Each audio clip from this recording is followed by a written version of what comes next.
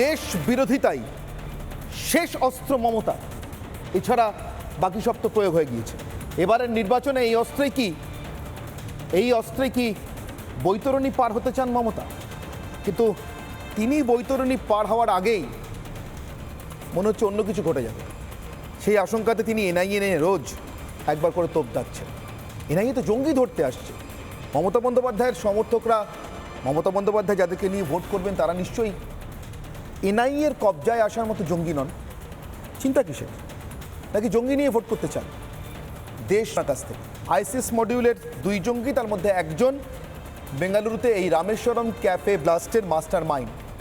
28 দিন এ রাজ্যের রাজধানী কলকাতা শহরে, তাহার আবার রাজধানী মানে কলকাতার রাজধানী যাকে বলা হয় ধর্মতলা, একেবারে প্রাণ কেন্দ্রে লেনিন সরণির একটি হোটেলে নিশ্চিন্ত আশ্রয় ছিলেন রাজীব কুমার।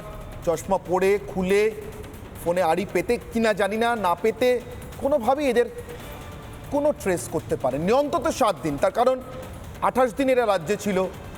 21 দিন আগে রাজীব কুমারকে সরানো হয়েছে রাজ্য পুলিশের ডিজি পদ থেকে। অন্তত 7 দিন চান্স পেয়েছিলেন বিশ্বখ্যাত গোয়েন্দা এদেরকে অ্যারেস্ট করবার জন্য, পারেননি।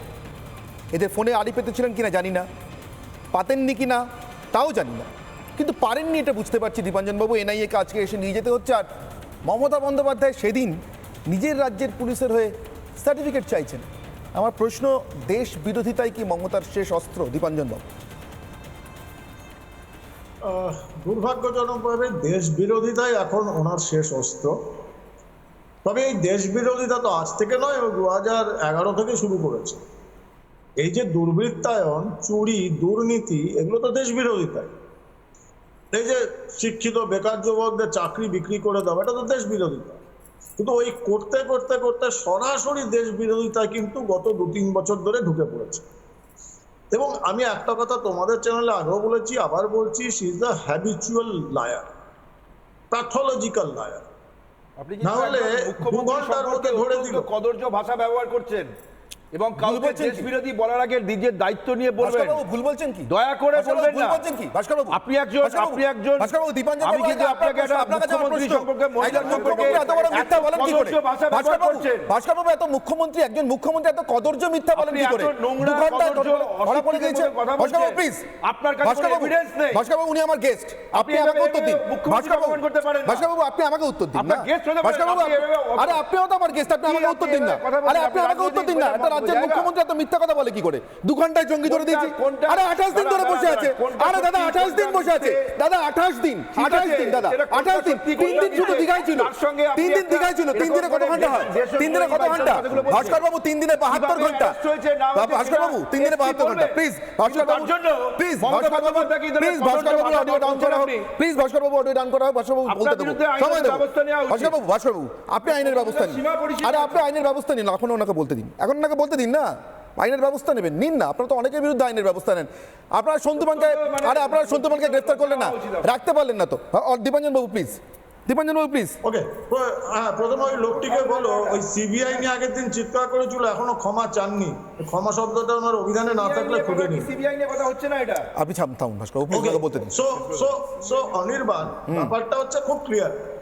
তুমি 28 দিন এই যে সব শুনছি, খুব পরিষ্কার ভাবে 29শে মার্চ তোমাদের কাছেও আছে, দরকার বলে আবার পাঠিয়ে দেবো এই লোকটিকে দেখানোর জন্য।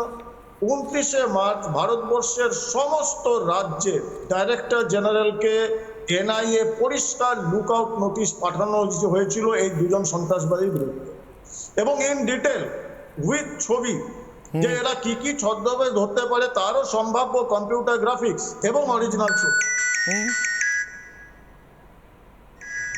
বলুন প্লিজ। ঘুমিয়েছিল যেটা হয়, ওনাদের কি মোটামুটি 12-14 ঘন্টায় 1 মিনিট কাউন্ট করেন, তাহলে 2 ঘন্টা হতে পারে, 2 ঘন্টা ধরে যাচ্ছে। দ্বিতীয়, একদম সম্পূর্ণ মিথ্যা কথা বলছেন পুলিশের অফিসার। জয়েন্ট অপারেশন অ্যাবসলিউটলি না। টিপ আপ ছিল central IB to NIA. NIA এই লাস্ট ভূপতিনগরের ঘটনার পর শিক্ষা নিয়েছে যে ওয়েস্ট বেঙ্গল পুলিশকে সঙ্গে লেজুড়ের মতো নিয়ে যাও, কারণ নাহলে হয়তো এই সন্ত্রাসবাদী ধরতে গিয়েও দেখবো 354 লাগিয়ে দেওয়া হচ্ছে যে সন্ত্রাসবাদীদের নাকি বস্ত্রহরণ করা হবে। কোনো ভরসা নেই ওয়েস্ট বেঙ্গলের প্রশাসন আর পুলিশে। তো এটা তো দেখা যাচ্ছে, একটা হয় পুলিশ নিষ্ক্রিয় হয়ে থাকা, আরেকটা হচ্ছে সক্রিয়ভাবে সন্ত্রাসবাদীদের মদত দিচ্ছে এক শ্রেণীর দলদাস পুলিশ। এটা আমরা বারবার বলেছি, নাথিং নিউ।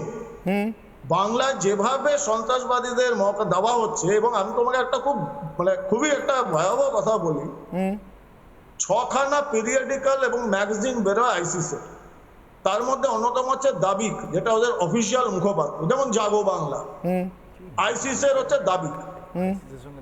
দাবিকে কিন্তু গত 4টে ইস্যু, আমি এর মধ্যে তোমার প্রোগ্রাম শেষ হলো, আমি তোমাকে সবগুলো কপি পাঠাবো, খুব পরিষ্কার বলছে ওরা যে পূর্ব খোরাসান, খোরাসান মানে আরবিকে যেখানে সূর্যোদয় হয়, সূর্যের প্রথম আলো পড়ে, খোরাসানে বিস্তৃত করতে হবে খিলাফত শাসন।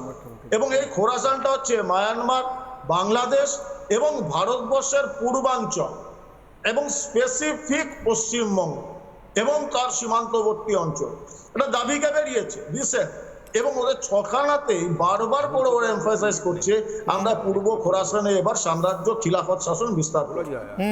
এখন এগুলো তো বোঝা যাচ্ছে, এই যে তুমি বললে সন্ত্রাসবাদ শেষ অস্ত্র কিনা, সেই সময় এসে গেছে।